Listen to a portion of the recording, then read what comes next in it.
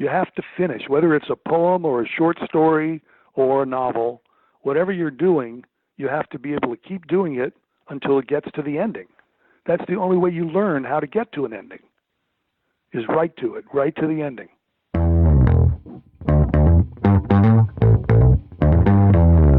You're listening to the Author Stories Podcast, bringing you the story behind the stories and the storytellers. Margaret White, Terry Brooks, Sheena Kamal, Matthew Quick, JT Ellison, Walt D. Williams, Brad Thor, Corey Dr. O, Brandon Sanderson, Robin Mom, Ernest Klein, Jim Butcher, Sherwin Harris. Visit hankgarner.com for archives of all the shows. Today's guest is John Lesqua.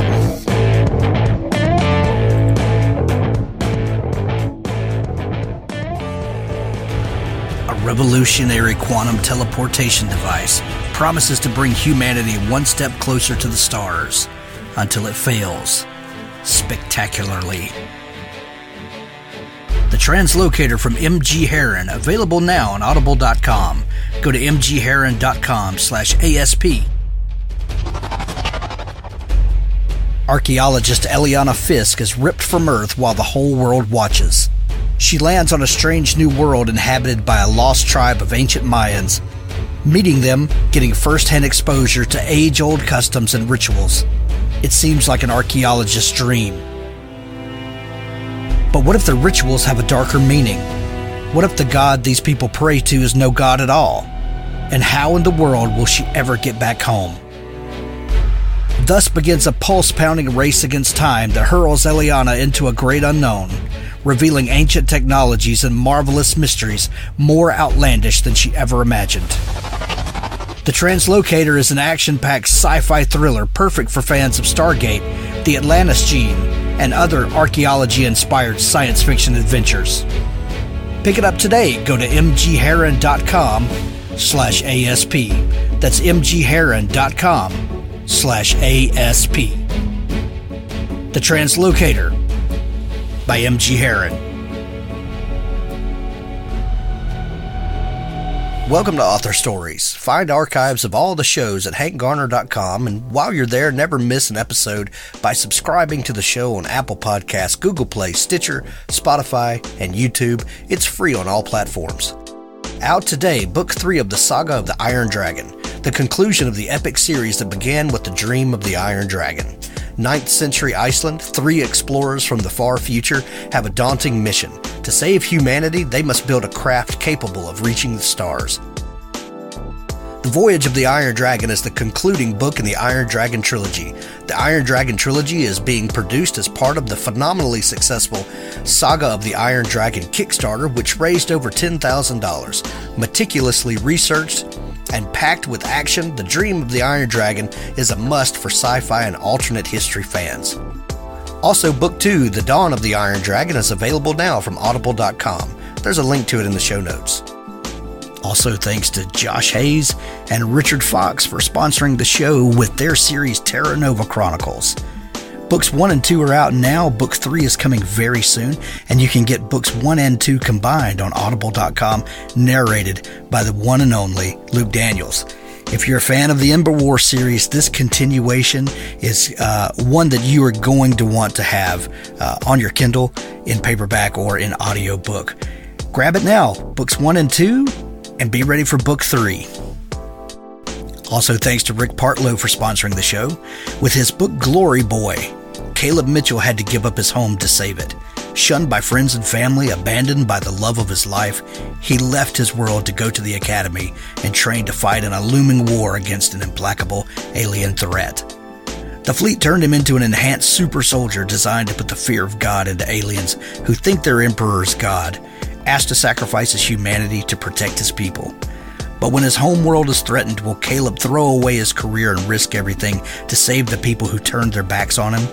If you're a fan of Starship Troopers or Altered Carbon, jump into the world of future super commandos and star-spanning galactic war with Glory Boy. From Rick Partlow. There's links to all of our sponsors in the show notes. Well, thanks for joining me again for the Author Stories podcast, where I bring you the story behind the stories and the storytellers.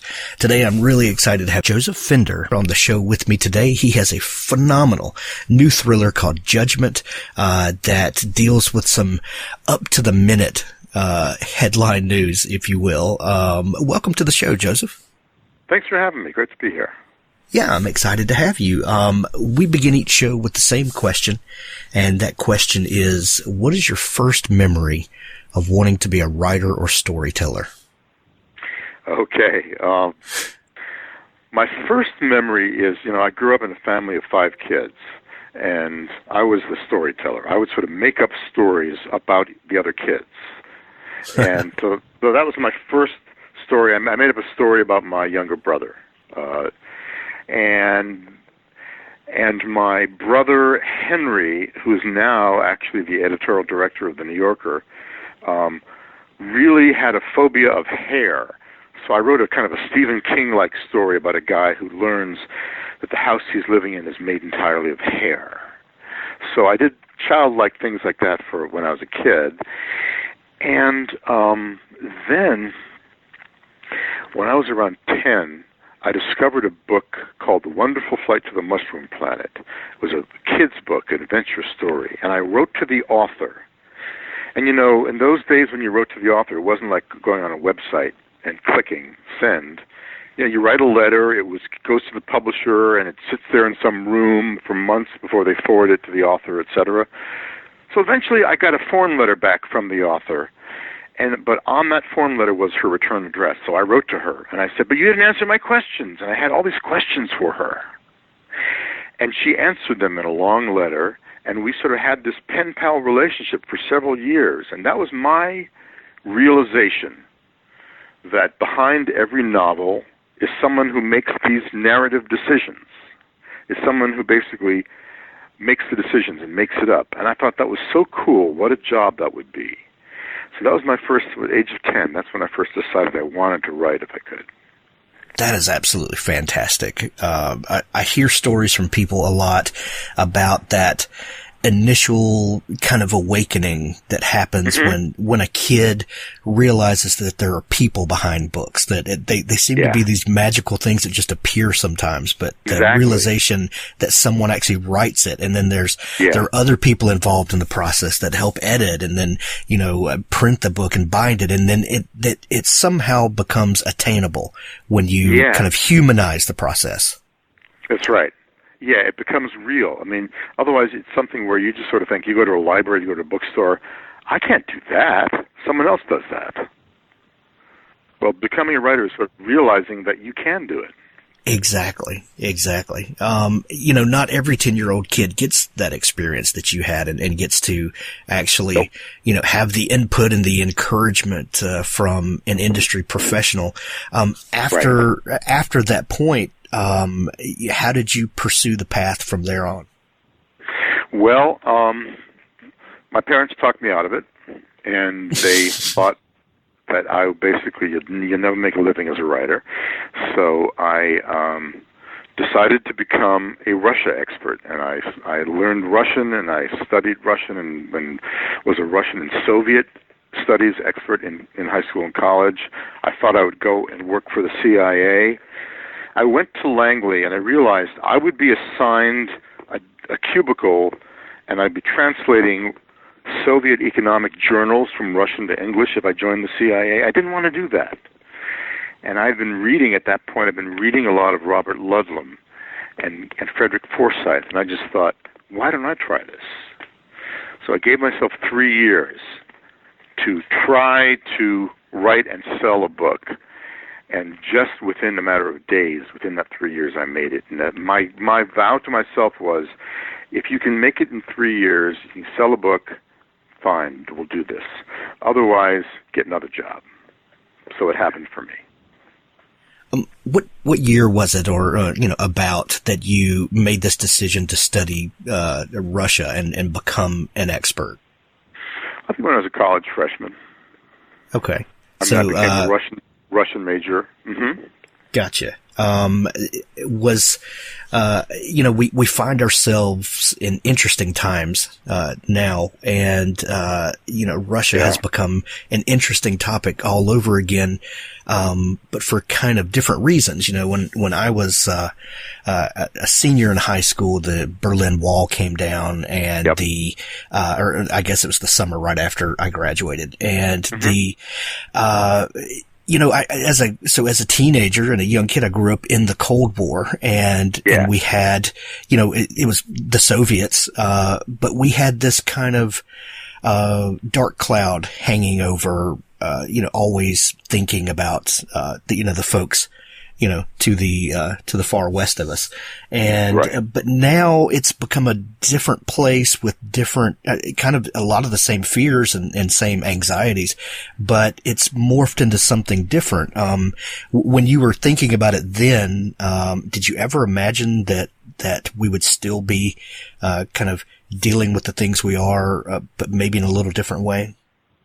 No, when the Soviet Union collapsed, I remember thinking, now what's going to happen? Is that the end of the Cold War? Because the Cold War really was a struggle between systems, between capitalism and communism. And when communism collapsed, I knew that the KGB wasn't going to go away, for example, and that the Soviet military and their nuclear weapons are not going to go away. The question is, what's going to happen now? And I think for several years after the wall, there was this feeling that, well, the Cold War is over and now the Russians and the Americans are friends, and et cetera. Well, that's not how the Russian leadership perceived it. The Russian leadership basically saw themselves as threatened by the outside world. The same way Stalin and Lenin felt the Soviet Union was threatened by the outside world. So they developed this really belligerent attitude toward the world. And I think they are longer-range thinkers than we are, and I think that they were planning on trying to affect the American election the way we have meddled in elections around the world anyway. Right. Yeah, that's something that, that's something that people like to overlook is that, we get up in arms about this, but we literally, brag about the elections that we, interfere with and try to, bring about outcomes that are favorable to us and our foreign policy. Right. It's just kind of a thing that happens. Yeah. Yeah, that's right. Not that makes it right, but it's nothing new. This is not new information. No, it's not new. It's the same old pattern. Right. You said that you were a fan of Ludlum and those types of books. I think a lot of people read thrillers and spy thrillers, and they think that the spycraft is all kind of sexy and exciting, and that realization, going to Langley and realizing you were going to be in a cubicle. How did you feel about all of the time and energy that you had put into this up to that point?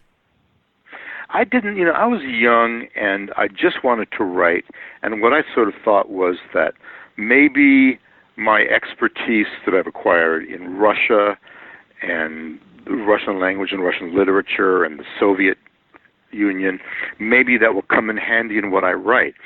So my first novel was a novel called The Moscow Club, and it's about a coup against Gorbachev, and it's sort of it's a high-stakes conspiracy novel involving a CIA guy. So basically, it used a lot of my Russia expertise and my Russian contacts. So my first novel used everything that I'd learned. That's fantastic. So you gave yourself 3 years to make that happen, and this was the book that came out of that 3-year pursuit? Yeah, I did not want to be a starving writer. I didn't want to do it if I couldn't make a living at it. So I gave myself 3 years.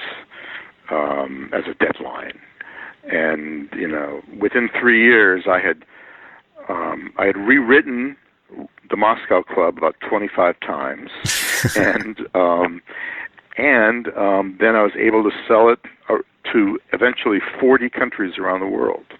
So it sold really well. Yeah, I think that's safe to say. What, you rewrote it 25 times. Were you getting feedback from anyone, or was this all self-editing and just the reflection of going through the manuscript over and over again? No, it was the product of rejections. Okay. A beautiful thing. Yeah. So, I mean, I really find that rejection is something you can really learn from. I mean, no one likes to be rejected, but if you treat it right, you can learn a lot from the experience. And I met this very big deal agent on a beach in Cape Cod. And I told him I was a writer and I had a thriller, and he said, great, send it to me, which I thought was terrific. So I sent him the book, and I got it back in the mail, and he said, not for me, sorry. And I called him up. This really was brazen on my part. But I called him up and I said, hi, you just rejected my book. I'm not calling to argue with you, but I would love to know what you didn't like about it. What didn't work? So he, I think, was relieved that I wasn't calling to argue or give him a hard time. So he spent about an hour on the phone with me going through the manuscript and telling me what didn't work about it. So based on those notes, I rewrote it. And I sent it to him again. And you know what? This time he rejected it again. And I got on the phone with him, and he gave me another explanation as to what I was not quite doing right this time. And eventually, the agent who accepted the book was an agent who represented Robert Ludlum. And Ludlum's agent read the book and said, you know what? If you're willing to cut out the first 50 or 60 pages, I'd like to represent you. So I realized here was an agent who actually was willing to do the editing work, and that the book was going to be stronger because of his editing before it went out to show to publishers. So I went with that agent, which was a good decision. So basically, that 3-year deadline was me listening to criticism, rejections, and writing and rewriting over that period of time. Well, and you would much rather have that honest criticism one-on-one than to publish a book and listen to Goodreads and Amazon flame your book out. Yeah. I mean, I actually love getting criticism because when people really take a book or a piece of work seriously and give you their honest opinion, that's really valuable. Sure. And the opinion of a reader is just as valid as the opinion of an agent or an editor. There's just more of them. There's just more of them, exactly. Right. A lot more of them, we hope. I like criticism. Yeah. Not in reviews. Right. but things you can actually use and shape the work that you're working on. That's right. Exactly. So after that book, we talk a lot on the show about the gift of anonymity. When you're working on that first book, usually only a handful of people know that it's going to, maybe some family members, maybe a spouse, then the agents and editors that you're working with. But, that you can condense that down into, really a handful of people. When you have the kind of breakout success that you had with that book and, published in 40 languages and it's all around the world, following up something like that can be crippling for some people. That now people are expecting things. People are, what do I do? How did you handle that kind of sophomore effort after having such a debut that you did? Yeah, it was. You're right. You find yourself in this very different situation. You all of a sudden, hundreds of thousands or millions of people have read something that you've written, and they want the next book. And so what does that mean? Do they want the same book?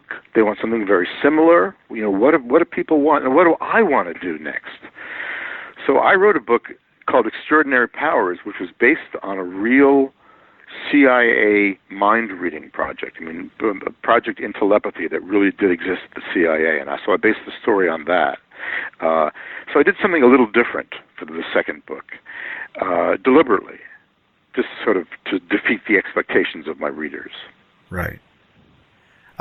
You have written, you wrote a trilogy, the Nick Heller series, but the majority of your books have been standalones, as is your new book, Judgment. That is, when people are hearing this, it's out everywhere now. And this is a phenomenal book. But is there something about writing, standalones?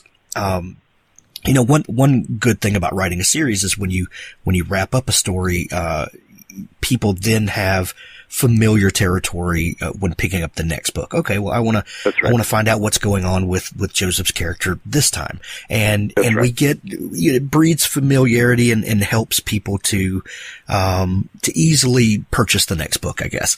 But when you write standalones, like the majority of your books are, do you write with a similar tone? Like, what is it about a Joseph Finder book that helps people to stay engaged long term when you write mostly standalones?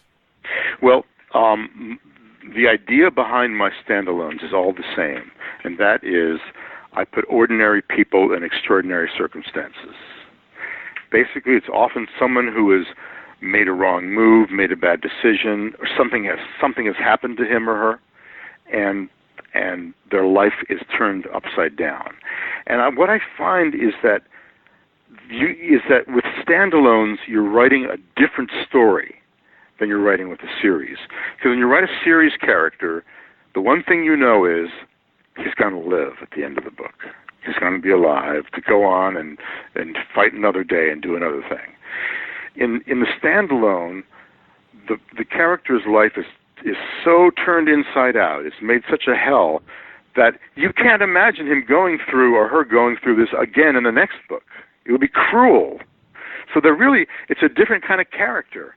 A standalone character is someone whose life can be turned upside down and who is forced to, draw upon all his resources or her resources to get out of it. Whereas a series character, the series hero is an expert in one way or another. He's going to live and he's going to win, and the question is how. So they're very different kind of books. However, I'll say this on behalf of series characters.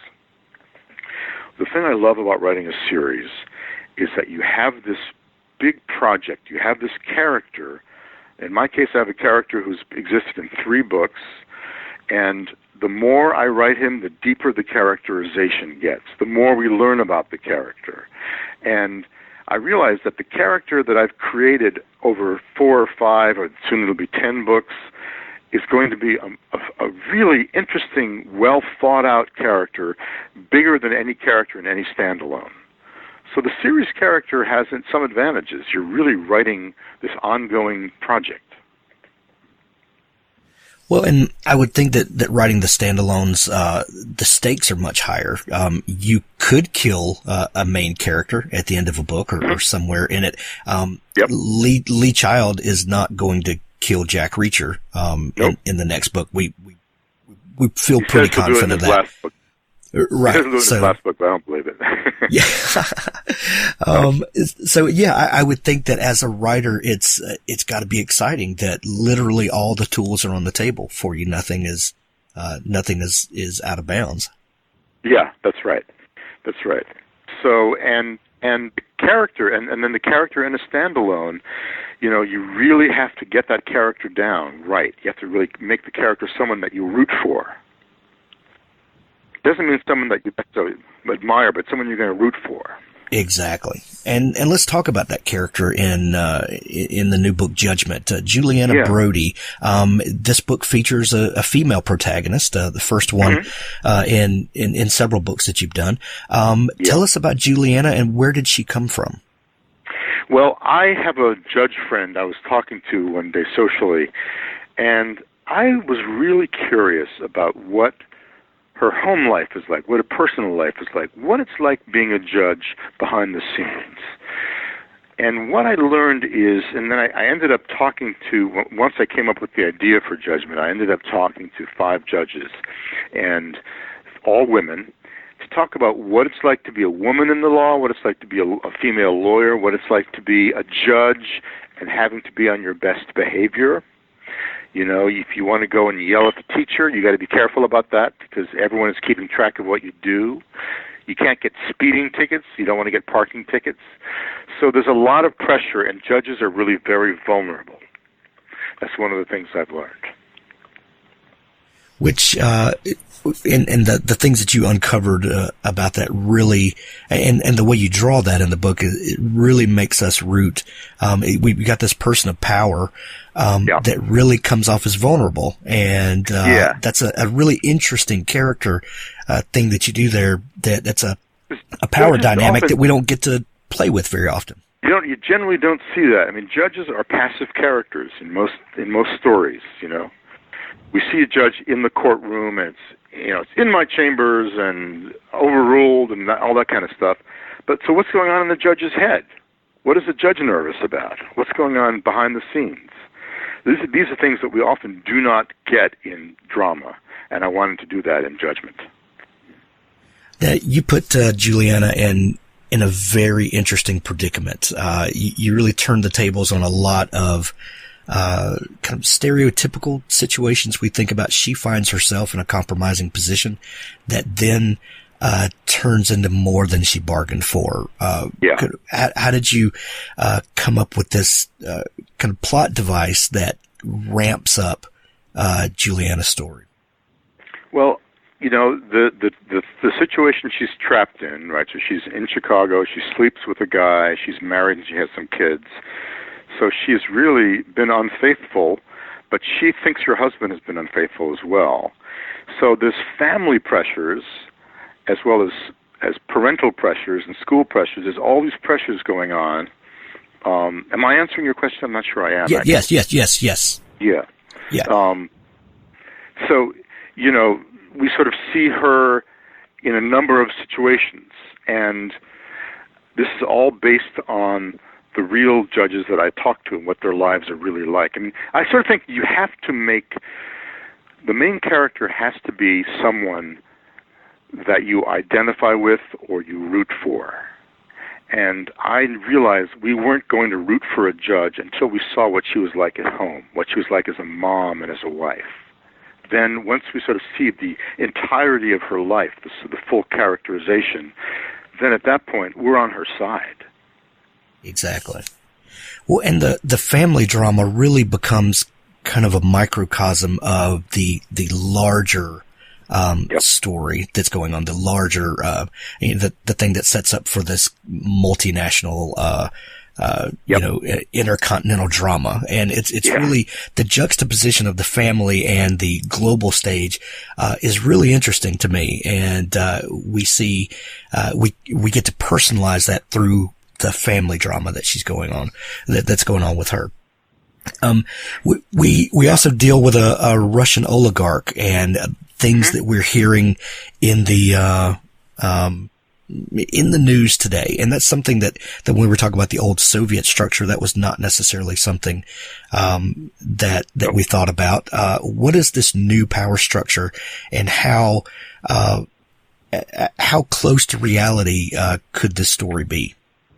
Well, I think that we are in an age of vast organized crime, and that basically there are a number of people who've gotten very wealthy and have gotten involved in politics as well.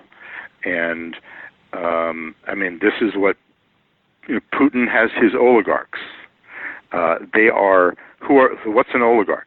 An oligarch is basically a rich Russian. It's basically someone who has privatized the former Soviet industry, like aluminum or coal or cars or something like that, privatized it, stolen it really from the Soviet state. So these oligarchs are all thieves.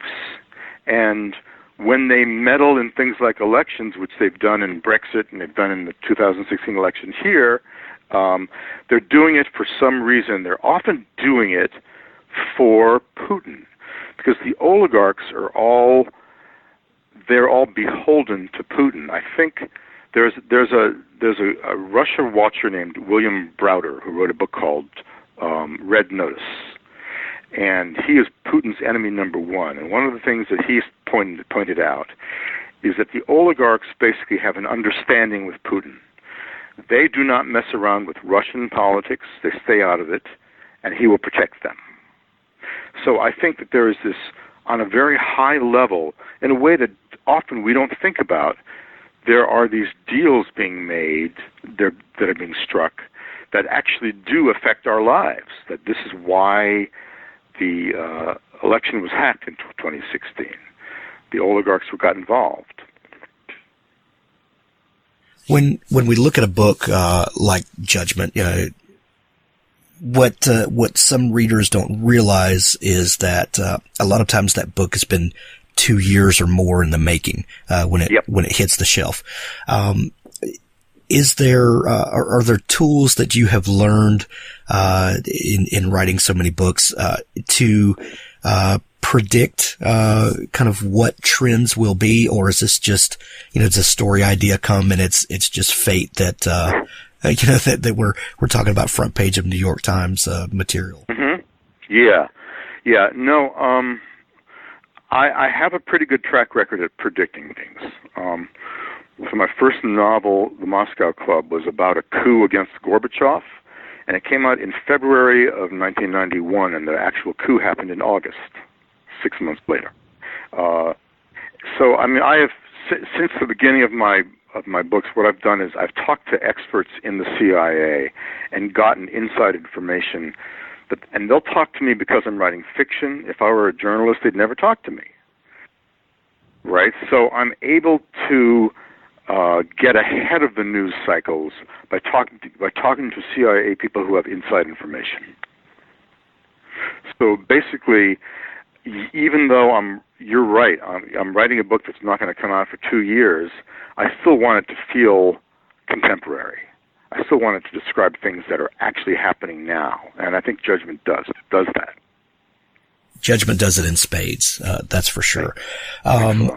Another thrilling thriller from Joseph. Judgment is out everywhere now where great books are sold. It's out in hardcover. I believe it's out in audio as well, and Kindle. And ebook. And ebook, right, wherever you Kindle or one of the other ebook sellers.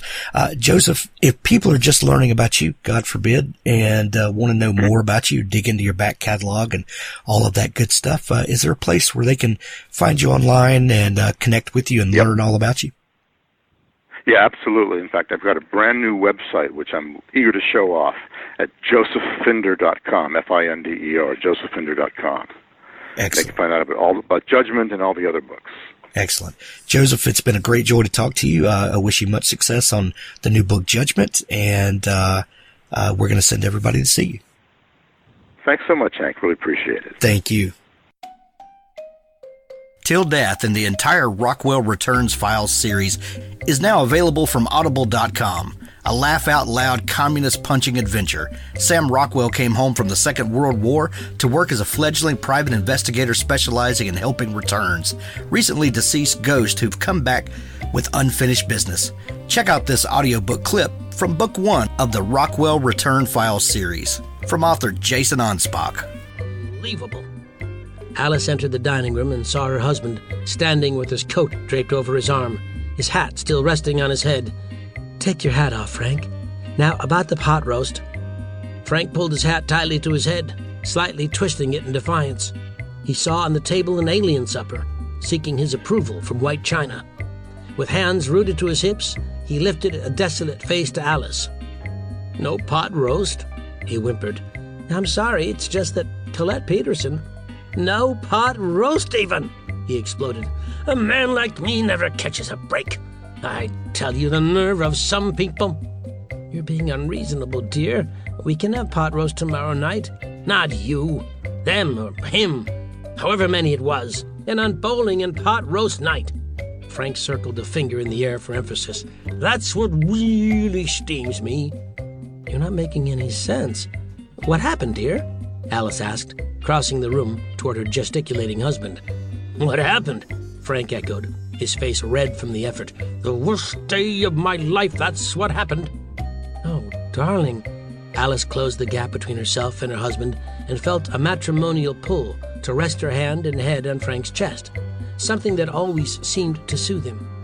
Her eyes widened in surprise as her hand passed through his body, like a wind through fog. "Frank!" Alice yelped with a backward jerk, hastily removing her hand from the chill miasma. "Did you die today?" "It is," Frank said, removing his hat to bring it slowly to his bosom, "as you say." In reverence for his now past life, he screwed his head slightly up and to his right, staring into the heavens. Alice took another step back as Frank held his pose. It was an exact imitation of a statue he once saw of Admiral Porter. Frank felt resplendent with somber and regal airs. He waited for the sobbing to begin. "You look ridiculous," Alice said dismissively. Thanks for listening to the Author Stories podcast. For more great author interviews like this one, go to hankgarner.com and dig through the archives. There's something there I know you'll love. Now stay tuned for a special audio clip from Richard Gleaves' The Jason Crane series. On the Wednesday night before Thanksgiving, Joey locked the doors of the Washington Irving Chapel and checked the windows from the outside, making sure that the cemetery offices were dark. Satisfied, he donned a knit cap and trudged uphill to the employee parking lot. He'd forgotten how desolate the grounds became at night.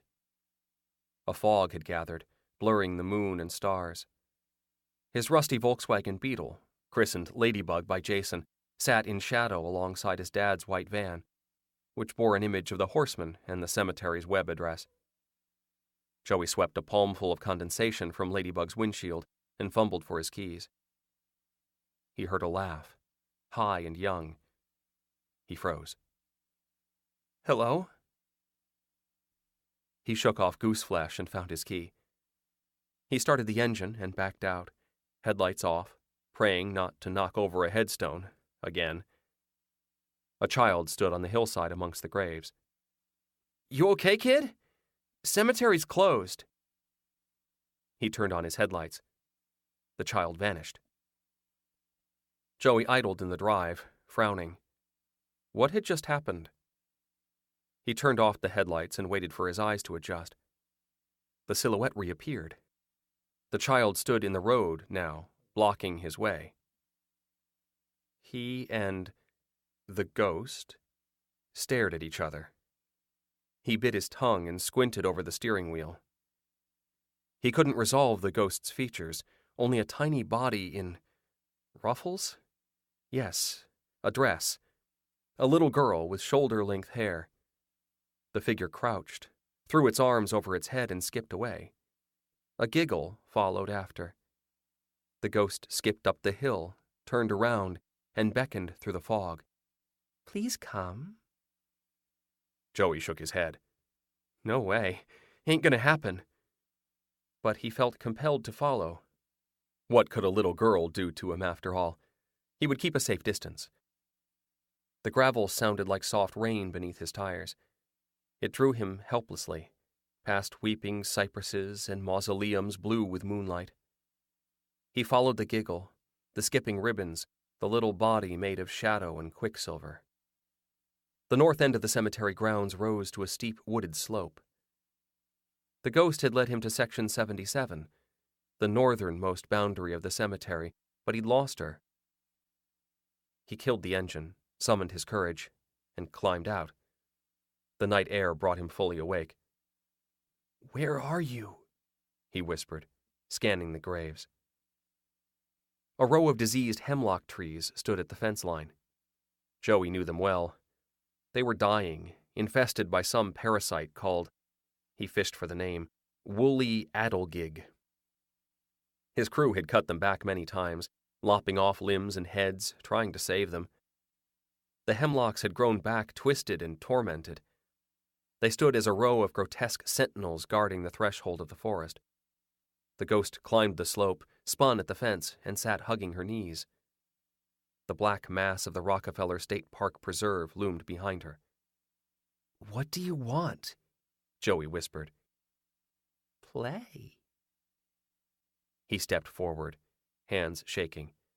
He just wanted to see her face, the face of a real ghost. To see the curve of her cheek, the sparkle that might have been her left eye. "Come and play, Joey."